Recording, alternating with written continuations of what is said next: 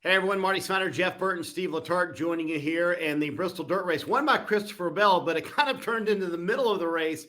Kyle Larson versus Ryan Preece, and here's how it all went down. Lay down into the dirt trying to spin you. I would say that's the purpose. They trying to spin you, wouldn't you? Absolutely. I mean, when it happened the other way around, we didn't do that. I mean, Denny Allen got a penalty for wrecking somebody on purpose, so no, he thinks he's better than everybody else. That everybody else should just pull over for him, evidently. Yeah, I mean, it's eye for an eye, you know? And as slick as the straightaways have got, I'm not sure I 100% agree with that. If Kyle spun the tires and it got out a little bit, it would drive him to the inside. I don't race dirt. I don't know. I tried running the top. I'm a guy that runs the bottom, and when you're trying to, I know he was making speed up top, and I tried to move up there, and we were too loose. So ultimately, I still agree that a lot of people are going to stand their ground, but by no means was that intentional. I was just trying to get all I could. I haven't seen the contact from earlier in the race. It was a tight clear off of 4, and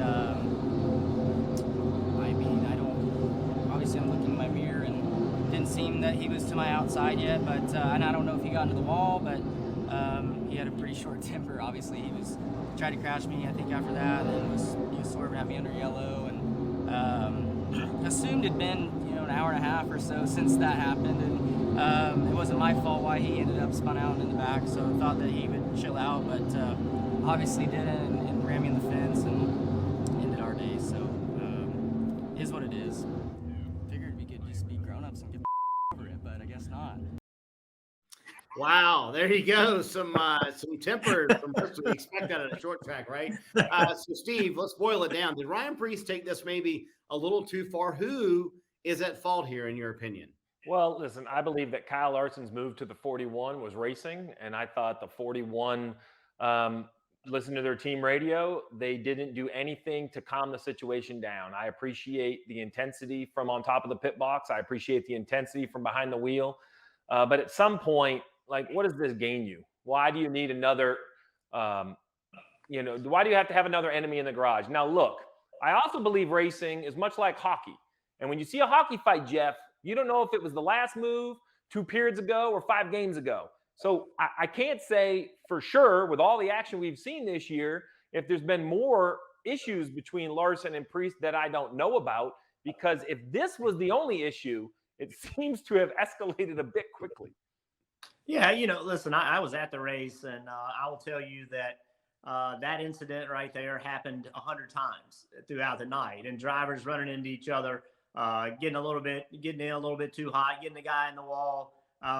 Maybe not 100 times, but a lot. And it's one of those races where you almost have to just say, okay, I just got to collect myself here. And yeah, that made me mad, but I got to move on. And the same thing you're going to have to do this weekend and coming in Martinsville is that part of racing at these events is keeping your composure for the whole race, because you're going to be mad. People are going to do things that just plain infuriate you, and you've got to find a way to keep those emotions in check. And it didn't work out for either one of these guys. Both of these guys came out losers, and I think they'll look back on it and say, hey, we could both do a little better job here, and try to just move forward. Jeff, isn't there a fine line here for Ryan Preece? I mean, he's working his way back into the Cup Series, so isn't there some sort of element where he kind of needs to earn some respect back in a way? And this maybe wasn't the right approach? What's your thought on that front?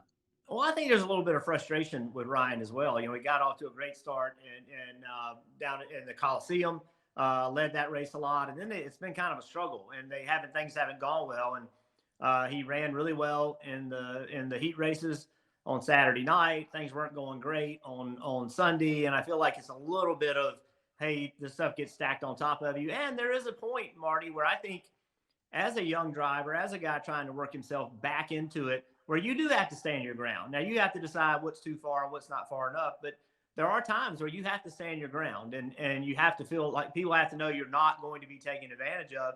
There's probably some of that going on here, but probably a little frustration throughout the year is happening as well. Steve, let's talk about the fact that this is the 4th or 5th week in a row that lack of respect has been sort of the topic after the race. Does the narrative need to change? And if it does, how do you begin to change it? I don't know when somebody thought racing was golf and it was a respectful event between gentlemen. I've been in races since I was 16 years old. There's a difference between respect and competitiveness.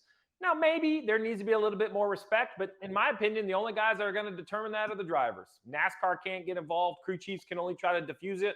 I think if everybody's goal is to avoid an altercation, and what I mean by that is the spotters on the radio, let's not fire the drivers up. Crew chiefs try to diffuse the situation.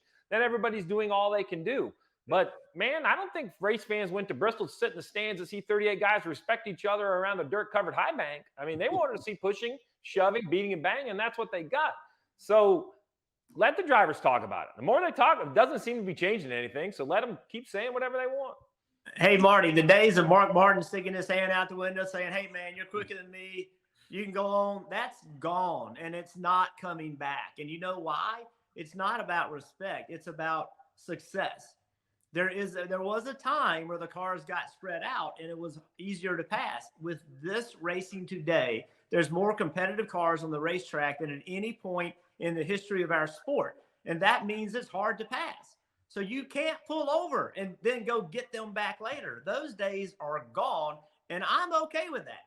I'm okay that it's so competitive that you're afraid if that guy passes you, you're never going to pass him back.